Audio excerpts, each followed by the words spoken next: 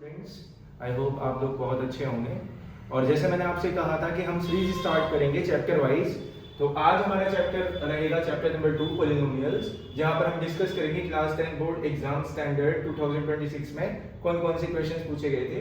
हम स्टार्ट करें set number 1 से, right. The first question is the graph of y is equals to fx is given, the number of zeros of fx is। तो आपको ये ध्यान में रखना है कि fx अगर हमें दे रखा है तो हम कौन सा एक्सिस देखेंगे, x एक्सिस। x एक्सिस पर ये ग्राफ कितनी बार कट कर रहा है, आप देखोगे सर ये x एक्सिस को नहीं कट कर रहा है, ये किसको कर रहा है, सिर्फ y एक्सिस को। तो इसका मतलब हमारा आंसर कितना हो जाएगा, a, that is 0। Second question is assertion reason based. Assertion is the polynomial py is equals to y square plus 4y plus 3 has 2 zeros। बेटा ध्यान रखना है आपको, यहाँ पर जो डिग्री है वो कितनी है y की, 2 है।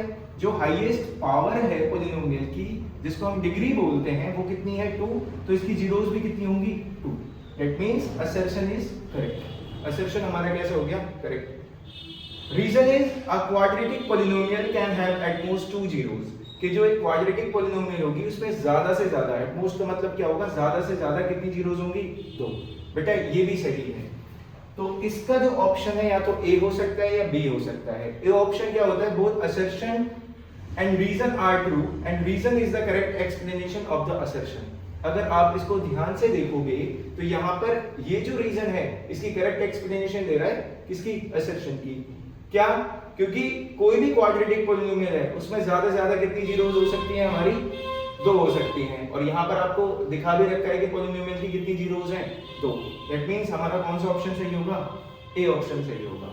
बी ऑप्शन हमारा इनकरेक्ट होगा, जिसमें आपको बताया गया होगा both assertion and reason are true but reason is not the correct explanation of the assertion. Moving forward, this is question number 3. If alpha and beta are the zeros of the polynomial, px is equals to x square minus 3x minus 1, then find the value of this। पहले आप इसको compare करके देखेंगे, x square minus 3x minus 1 को ax square plus bx plus c के साथ। यहाँ से आप कंपेयर करोगे, अगर कुछ नहीं है तो क्या होगा, 1। तो a की वैल्यू कितनी आ गई हमारी, 1। b की वैल्यू कितनी आ गई, -3। और c की वैल्यू कितनी आ गई हमारी, माइनस का 1। अब इसको सॉल्व करेंगे हम। जब इसको सॉल्व करेंगे तो एलसीएम देंगे कितना, alpha into beta. This becomes beta plus alpha, या फिर हम इसको बोल सकते हैं alpha plus beta, commutative law से, और अल्फा इंटू बीटा। आपको अच्छी तरह से पता है सम ऑफ जीरोस कितना होता है सर, माइनस बी अपॉन ए होता है। और प्रोडक्ट ऑफ जीरोस कितना होता है सर, सी अपॉन ए होता है। ए से ए कैंसिल, कितना बचा, माइनस बी बाई सी। अब इसमें बस वैल्यू पुट करेंगे हम, कितना था b, -3, माइनस माइनस कितना हो जाएगा, 3। What is the value of c, -1। तो आंसर कितना आ गया हमारा, -3। और अगली वीडियो में हम देखेंगे सेट 2 के जो क्वेश्चंस आ चुके हैं हमारे बोर्ड।